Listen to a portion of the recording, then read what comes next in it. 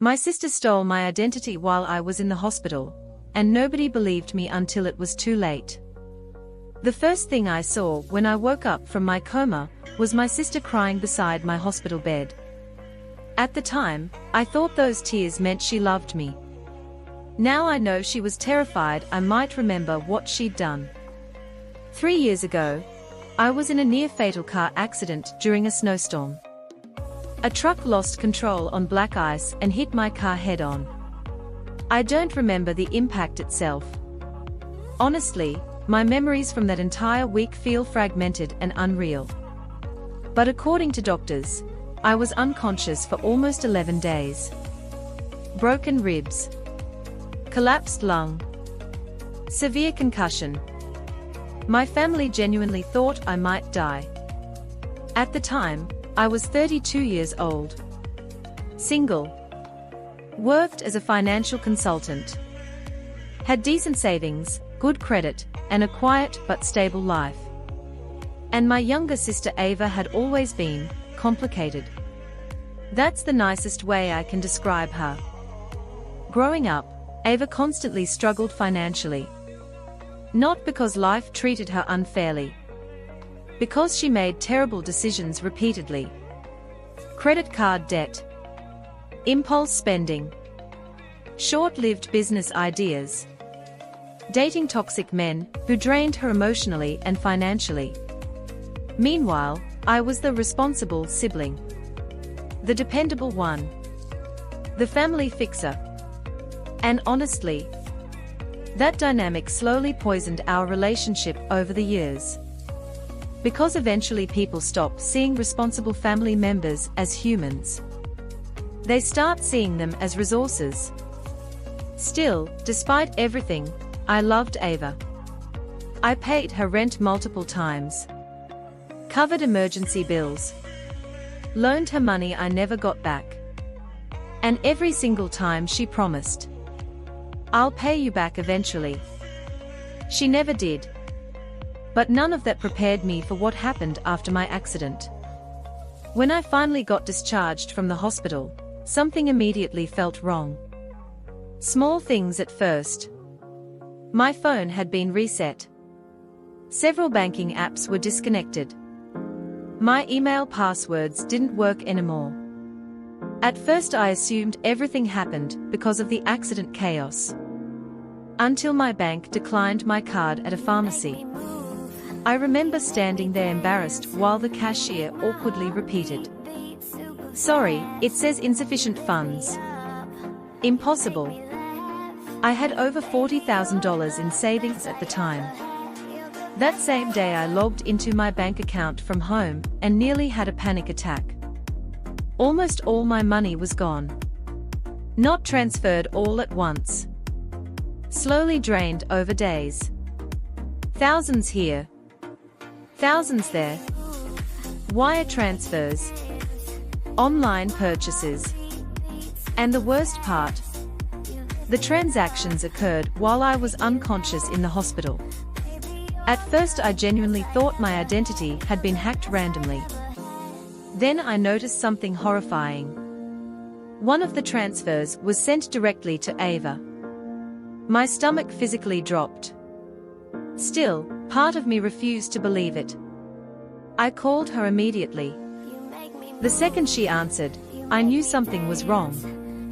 People say guilt has a sound. They are right. Her voice instantly became defensive before I even accused her of anything. She kept interrupting me saying, "You don't understand."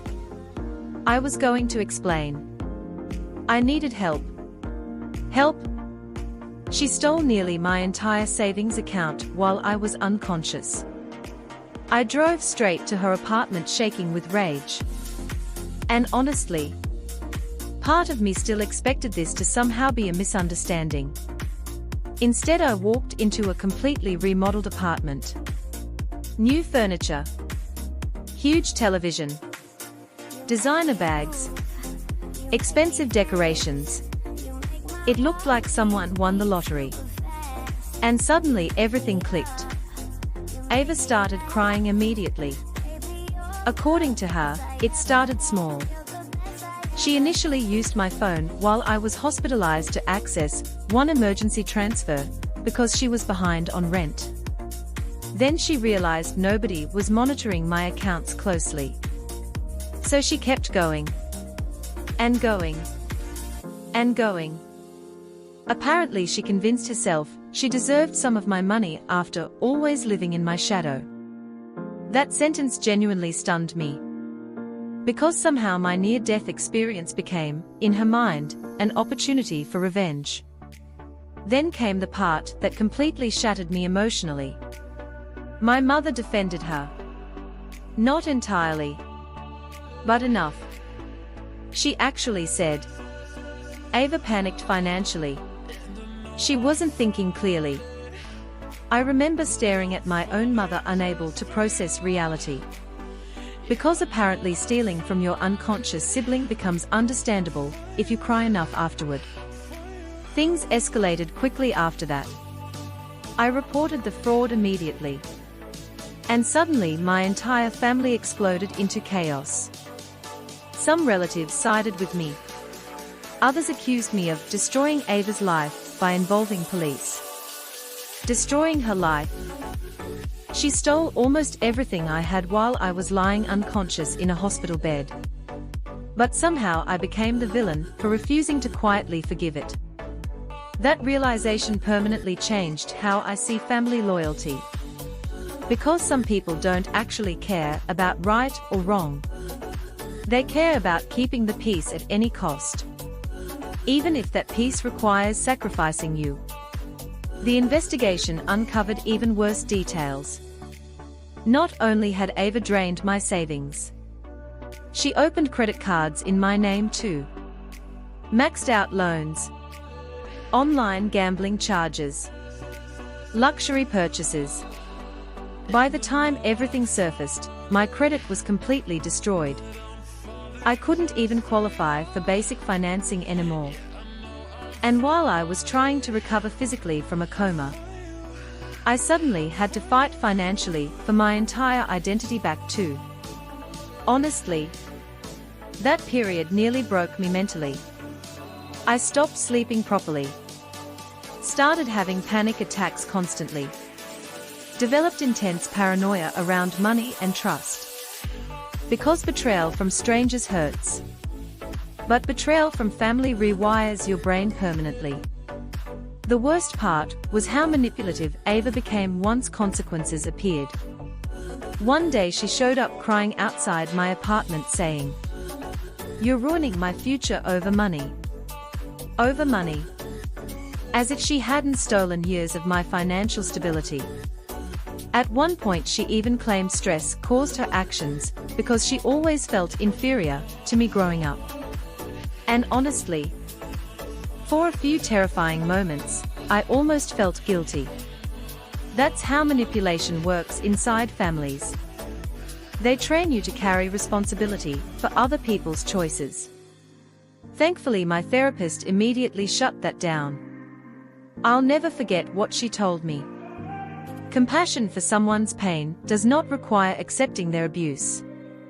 That sentence changed my life.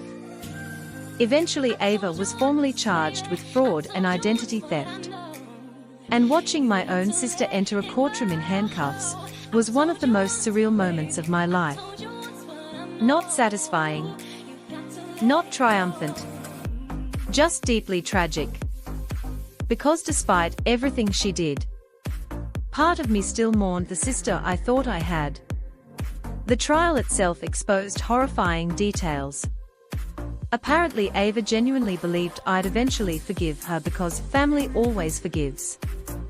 That mindset terrified me. Because it revealed something deeply broken in how some families operate.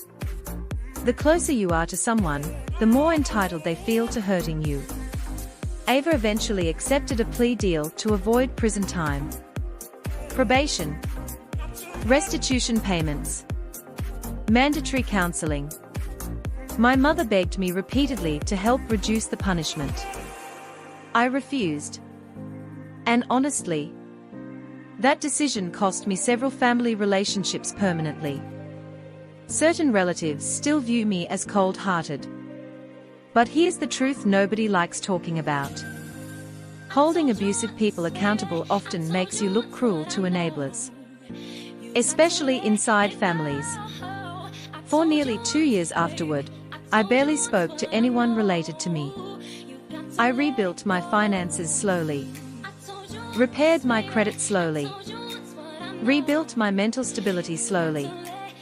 And honestly, the loneliness after cutting off family feels different from any other loneliness. It's like grieving people who are technically still alive. Then something happened I never expected. About a year ago, Ava wrote me a letter. An actual handwritten letter. At first I almost threw it away unopened. But eventually curiosity won. And honestly, it was the first genuinely honest thing I'd heard from her in years. No excuses. No manipulation. No blaming childhood trauma. Just accountability. She admitted something that hit me harder than I expected. She wrote, "I hated how safe your life looked while mine kept collapsing. Eventually I stopped seeing you as my brother and started seeing you as someone who had things I deserved more than you." That sentence explained everything. Envy destroys empathy. Once someone starts resenting your stability, your happiness, or your success deeply enough, they stop seeing your humanity. You become a target instead. Ava also admitted something else painful. While I was unconscious in the hospital, she genuinely believed I might die. And part of her rationalized the theft by thinking, "He won't need it anymore." Reading that line physically made me sick. But strangely, it also freed me emotionally. Because finally I understood this wasn't some impulsive mistake. It revealed who Ava had become long before my accident. Today we still barely speak. Maybe someday that'll change. Maybe not. But surviving all of this taught me something important. Sometimes the most dangerous people in your life are the ones who feel entitled to your forgiveness before they've even apologized.